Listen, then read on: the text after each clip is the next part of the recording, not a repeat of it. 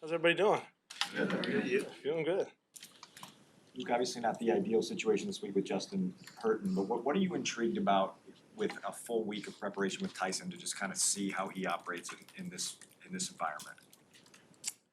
I think that Tyson's done a really nice job since the time he's got here, diving into um, learning the scheme, getting to know the players, the chemistry part of it. Works hard every single day after practice, spends time grabbing guys and making sure anything that they need, he's there to help.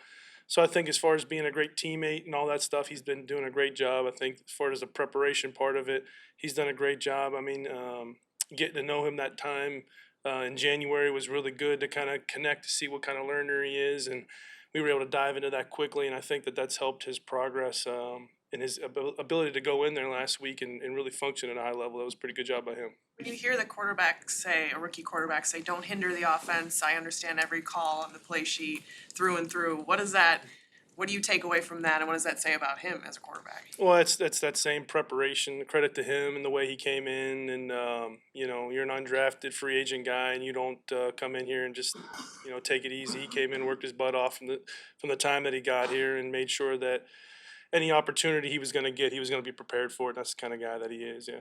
Is that rare to have full command of a playbook as a rookie? Yeah, I mean, to say that he has full command, like of doing everything that we have, I mean, that's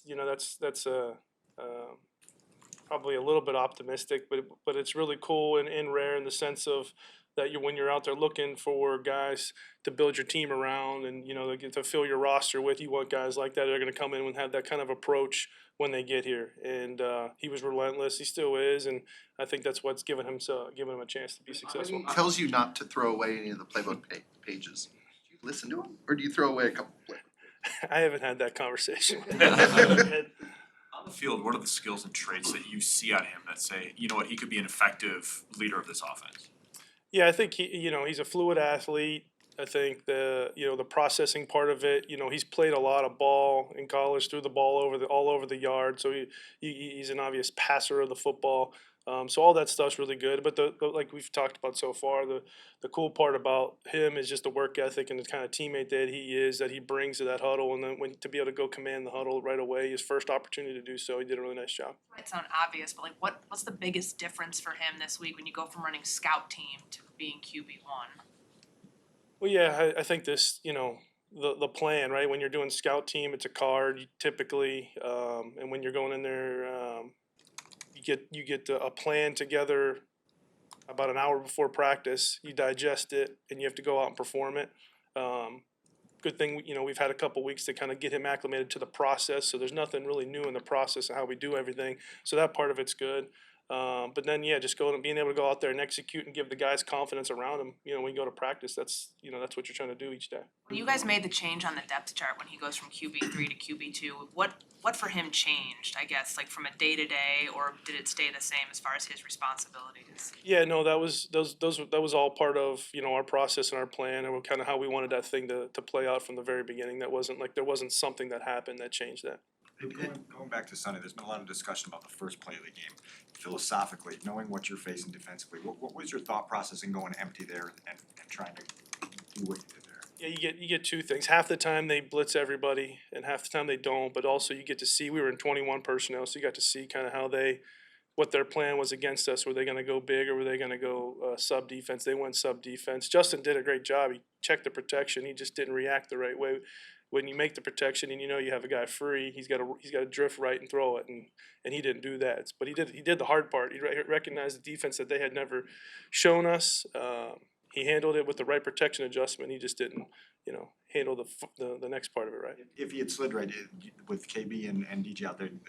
Yeah, and you could see he's looking that way. He needs to drift and just let it go, and then he didn't do that. Is the thinking on that when you go empty on that first play against a blitz heavy team like that, is the thinking that if we can hit them early and show them that we'll go empty against that, it'll force them to back out of it sometimes? Yeah, I think it was just a couple plays later we did basically the same exact thing. We hit Cole on a 3rd and 2 for a first down. It's literally the same exact thing basically happened there. So yes. Is there a preference either way to having the hot guy coming from your backside or in front of you, or is that just like up to the quarterback? No, yeah, I mean, it depends what type of throw you're about to make. Typically, if you have something quick, you'd rather have the hop behind you and you drift away from it and you have what's taken, you want to have those hands down there in front of you where you're throwing the ball. At your previous place, you had 4 days to get Jordan Love ready for his first start, right? Mhm. What did you learn about that applies here?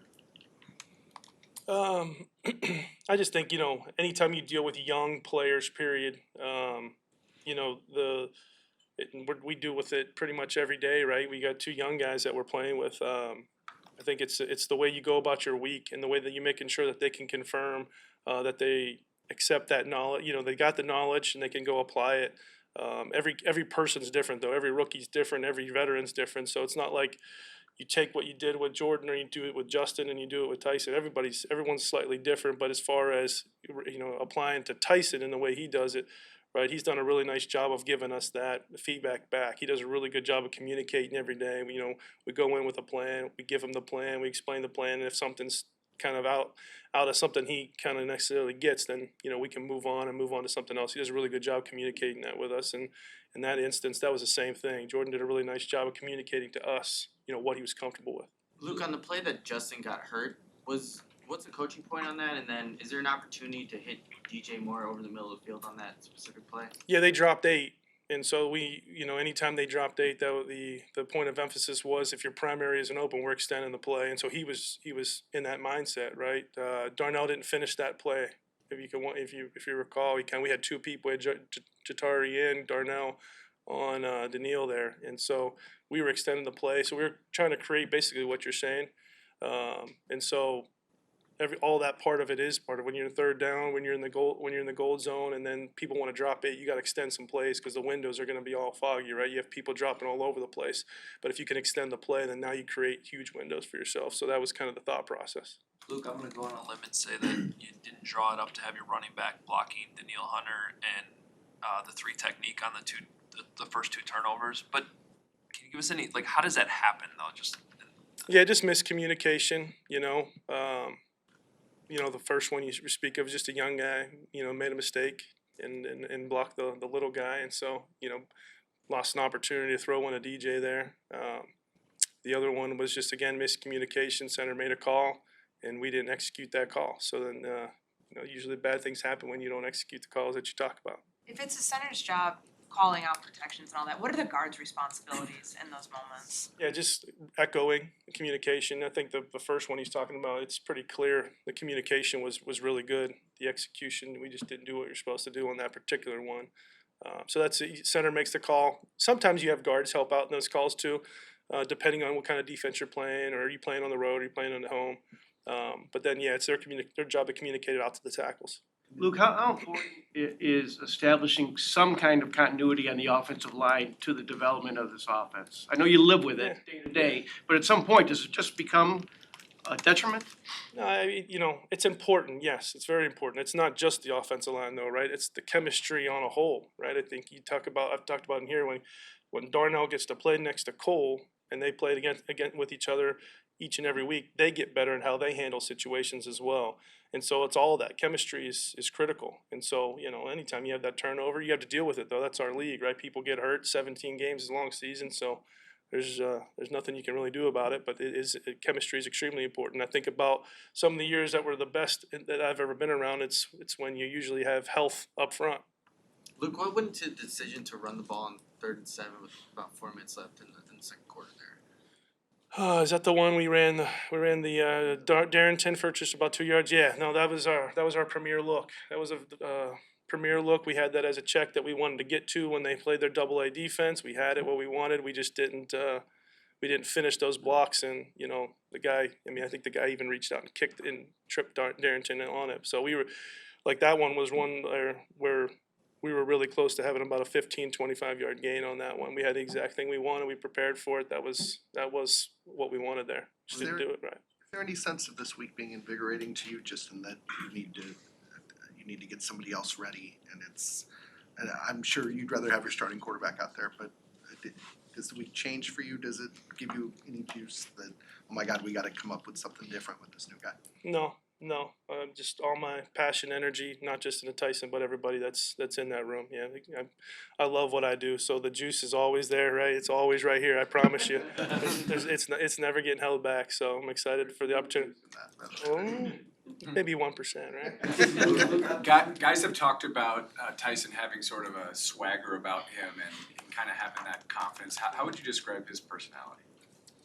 Yeah, I think it's that. Like you said, he has a lot of confidence. And he works his butt off. So the preparation is what gives him his confidence. And you know, from the time that I've been around, like I said, I think him in that Senior Bowl week, the beginning of the week, I kind of thought he was a nervous dude, but I think it was just because he was working his tail off so much. By the time we got to Wednesday, Thursday, I mean, I saw a guy ready to rock and roll. So I think he's done that. I think he's just put the work in. He's proved to the guys, and that's what they feel on a daily. If Justin can avoid surgery, but he has to miss time, like however long it is, do you have to guard against somebody who's such a natural competitor who wants to be out there, who very clearly can play through a lot of different things, of him not rushing back before he's ready?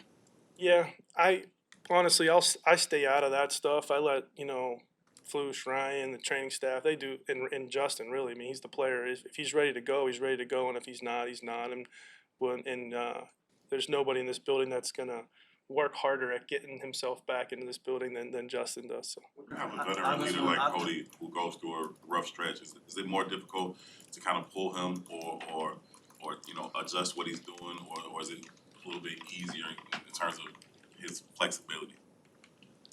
Yeah, no, I mean, yeah, Cody's awesome because he can play. He can play all three spots for us, right? If we really need him to. And no, he just had a little rough day. He knows that. I mean, he's played great for us. He's done great things for us, and he's a stud every single day in this building. So we love Cody, and that's never an easy thing if someone's not playing to their capability, right?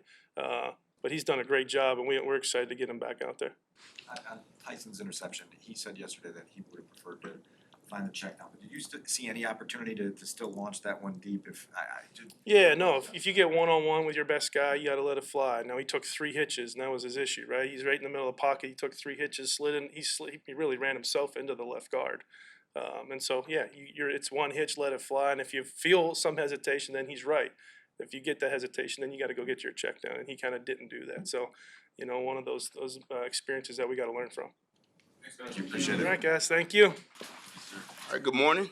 Morning. How are you? I'm doing well. How's everyone? How are you?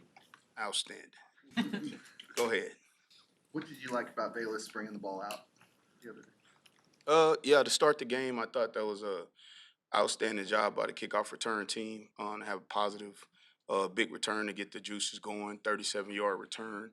I like the blocking, first of all, on that one. Technique and fundamentals were outstanding on that play. Guys had good leverage, and guys got to their landmarks, and they played with tight hands is what we emphasize, and trying to play penalty-free on every snap. So I really like that the core did that. And then what I like about Valus is the hang the distance ratio on that ball was right. As we've talked about, as the weather changes, that's one of our colder games that we've had. He was able to bring the football out there and really create juice. You could feel the juice, how explosive he is on that play. I mean, I think the more that the weather changes, the more opportunities we'll get in that area. And I think he's growing in that area of the game, and I think he's a weapon on kickoff return right now. So that's what I like about that particular play. Was weather the determining factor for all 3 of those being brought out on Sunday? Because I know you hadn't done it since week 1. Like what situationally allowed for that to happen? Yeah, that's a good question, Courtney. I think that a lot of things play into factors there. So hang the distance ratio on the kick, location of the kick, and then also weather, and then also what matchups you have. So those particularly played into play. All of them played into to affect that game. So it was weather being the determining factor. Excuse me. 12 seconds left in the half. I know that one landed pretty deep in the end zone, but would you have preferred to see him take that one out, just given the situation? Yeah, not really on that one, just because we were in squib team, because they could go squib at that time as well. Like if we were in that situation, there's an obvious conversation there for a square ball to try to run some seconds off the clock. I know in the past we've done that and taken it out. It really wasn't a great ball to bring out. In the past, we've had an opportunity where it was indoor, it was a good ball, it was deep, it was low hang time. That one really wasn't, it wasn't preferable. But that's a great question, though, Coach. Hands on another kick, extra point attempt there. Your thoughts on that entire sequence and what Rasheem's been giving you in that regard? Yeah, I mean, I think Sheen has done a phenomenal job, outstanding job. He's special in that phase. I think he has 5 total career blocks in his career. I think 3 of those were in his first 5 years, and he has 2 so far in 6 games here. So he's special. I mean, we got to credit the player on that. What's happening is his teammates are doing a really good job helping him. So, i.e., Dylan Cole is getting a great pushback on those, along with Dexter, our young rookie, Dom, Justin Jones, all those guys. Brisk was really, really critical on that play. Jaquan Brisker, he really knocked that thing back, and he takes a lot of pride in it. And Tyreek was close off the edge. So it's a part of our game that we want to continue to grow, and it's a credit to those guys that they don't take plays off. Like, some people take plays off on that play, and it was an extra point, and he didn't take the play off. So again, that 1 point could have been the difference if it would have come down to it at the end of the game, and that's the way we think, and that's the way we're going to attack going forward. And our defense really, they were juiced up about that because that was right before the half. So we kind of fed on that going into the locker room, and the defense was outstanding coming back out after kickoff, getting the 3 and out, and we kind of just want to create momentum. That's what we want to do. Of all the guys you've worked with over the years, what makes Rasheem special, in your words? I think his attention to detail. He studies the game.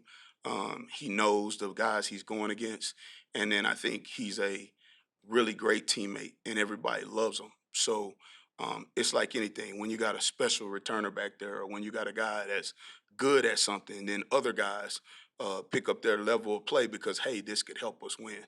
And we're just fortunate because we have Dom, who's blocked kicks before as well.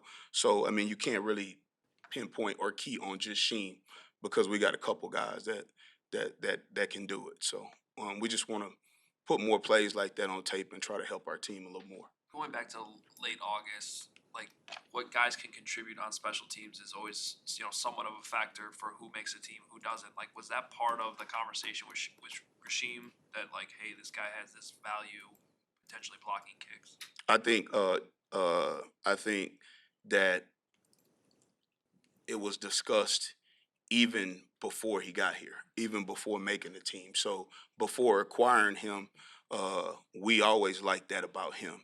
And then when we got a chance to get him, then we were super fired up, and we knew that, hey, if it worked out, then it could be good for us in the long run. And you got to give him credit. I mean, he's taken that, to the next level, and the guys around him deserve a lot of credit too. So again, it's credit to the players. They're the ones out there doing it, and all we're doing is helping them get lined up. Bayless's 53-yard return that got called back, did the penalty create the 53-yard return, or would that have been a 53-yard return without it? Was it inconsequential? Yeah, I wouldn't say that the penalty created the return. I thought Bayless did a nice job stemming that return to start and drawing the coverage in, and then he made a unbelievable, just God-gifted, naturally talented cut on the play, and the play was designed to go that way anyway. But the timing was impeccable. On kickoff returns, you always talk about time and spacing, and you want those two things to match up and mirror each other. And that was a compliment to obviously the play we ran before in the that was more of a middle return, the beginning one. So it's like you have run plays and then you got play action plays off of them. When they start playing one thing, then the other thing you got to go to. That's in defense, offense, special teams. That's in every phase of the game. So I think that play would have been a big 53-yard return regardless of if we would have got the penalty or not. Now we got to be better in that situation. Obviously, Jawan's trying his best, and he just got to let the guy go a little bit earlier. Anytime you have a restriction at the point of attack, then the officials are gonna throw that flag. And we always stress playing penalty free. We stress it all the time. We stress it in meetings. We stress it on practice. He's doing the work. He's doing the techniques. He didn't play with great technique on that play, and great fundamentals as he did on the first play. So we definitely don't want to have huge returns negated by penalties. And we have an explosive returner, and the weather is about to change, and we're gonna bring the ball out. So we gotta play. We gotta play to our strengths on that. On the play where Bayless lets the ball bounce, ends up being a touchback, but he takes out, what's the coaching point for him just to kind of remember like where his feet are, or what was the film there? Yeah, so the coaching point on that is, hey, if you don't like it, if you don't like it and you think it's a touchback, then let it be a touchback, right? And if it's not blown dead, I thought Velas did a hell of a job making a decision in that moment because the ball wasn't blown dead, even though it was hit in the end zone. So what happens is if they don't go back and change that, if he waits, then he could be tackled at the 2 or 3 yard line. So that was phenomenal by him in a split decision, making that call and going ahead and picking it up and trying to get it to the 10. Obviously, we want to get it further than that. And what happened on the replay assists, they definitely helped with that. So they helped with that play, and then they were able to tell him, hey, it hit in the end zone. And Velas was awesome because he came to the sideline and said, hey, coach, the ball hit in the end zone. I said, well, you made the right decision because you took it right away. And the other thing about that is coach was on top of that with the rules and everything because coach knew the rule, because if you could see, coach was headed down, and we were great on the communication with that because coach was headed down. Had that not happened, then coach would have probably thrown the flag, and then it would have been a touchback. So that's great. That's a great question though. How would you describe how Cairo's season so far? Yeah, I would say up until this point, and we're only 6 weeks in, so we got to take it, for what it is right now. But I would say he's having a hell of a year right now. He has made 2 plus 50-yard field goals. The last one being 53 yards. That one he hasn't made from that distance since 2020, I believe. So that was a big kick for him, something he's worked on in the offseason. He spent a lot of time working on leg strength, working in those longer distance kicks. We've also tailored practice in some situations to challenge him even more situationally and from different distances. And when we get wind or don't have wind, we put him in a tougher situation we can in practice, and he embraces that. And he's a type of player that likes to be challenged. And he's doing phenomenal right now. I mean, he's 12 for 12 on extra points. Again, it's only 6 games, and he's at a 90% touchback rate on kickoffs, which is the highest in his career it's ever been. So his leg strength is definitely shown up until this point, and we're gonna need it as the weather changes. So I just hope we can keep him going in the right direction, and he's been outstanding so far. Thank you. Coach, do you start to have some concern that Eddie might not be able to come back and be the player that he has been for you when he's healthy? No, Eddie's been working hard. He's doing everything that the trainers and all the medical people are asking him to do. He's been attentive. He's been in meetings. I'm sure he's wants, as a player, you want things to happen right now. It's a process to everything. All I can say is he's doing everything he can. He's been very engaged. Andre, to start the game, you were almost as whole as you've been since week 1 with the secondary, and then overall the production the Vikings had was pretty favorable for you guys. What did you see out of the entire defensive effort on Sunday that gave you some encouragement? Well, our guys over the last few weeks have been making some progress, playing hard. I think the communication and just them being on the same page has been better every week. They're growing together. The energy and effort was at a premium last week. I thought they played really hard, tackled really well. So they're just getting better, just getting better as they continue to fine tune their craft and work together. On the touchdown to Jordan Addison, what needs to happen there between Tyreek and Jaquan?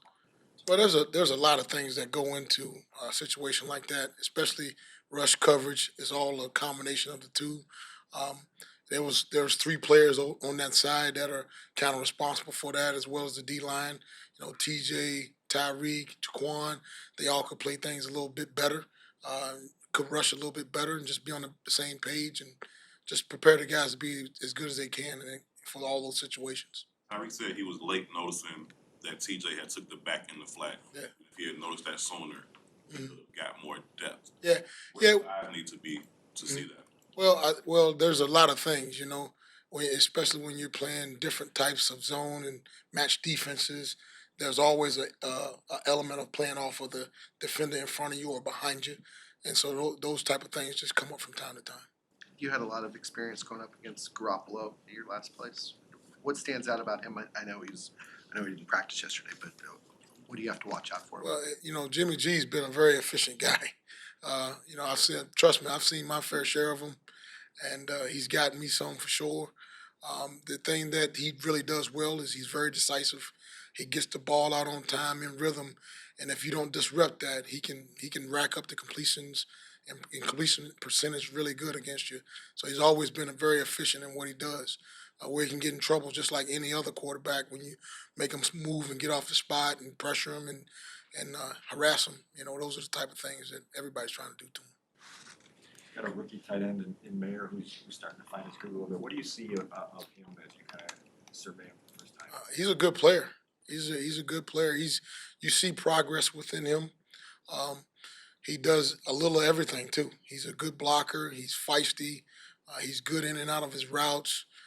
They do a nice job trying to throw pylon throws to him in the red zone. So I see his role increasing in the offense because he's starting to produce even more for him. You give up 19 points, 220 yards. It's reasonable to expect to win a football game like that. When you don't, how do you guard against frustration from the defense, especially considering that they may be even required to do more with an undrafted rookie quarterback potentially starting out? Well, the one thing with anything that you do, winning and losing is not guaranteed. Regardless of how well you play, it's a team sport, and each phase of the team has to do their job in order for that to happen. That's just how this game goes. It takes what it takes, and you got to play good enough you got to stop them more times than they stop us, and then we got to create our own opportunities on defense. We got to look to turn the ball over, look to score on defense, and that's always our job. That's the beautiful thing about defense. Your job never changes.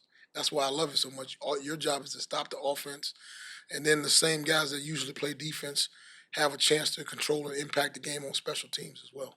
Andre, what do you view as the biggest reason for the turnaround with the third down defense last week? Well, it was a good step. I mean, I don't know what exactly was 2 for 13, but the guys, it was a good aggressive plan. The guys locked in and focused, and they attacked their assignments. And I just thought, and we hit the quarterback and frustrated the quarterback some, gave him some different looks. So, obviously, those type of things have to continue in the future in order for us to have continued success on third down. Feel like you can stay as multiple in the secondary on those downs? I know there's some injury concerns here that you got to deal with. Yeah, well, I'll tell you what, guys have done a nice job of stepping in. You have to mix the packages. You have to mix the looks.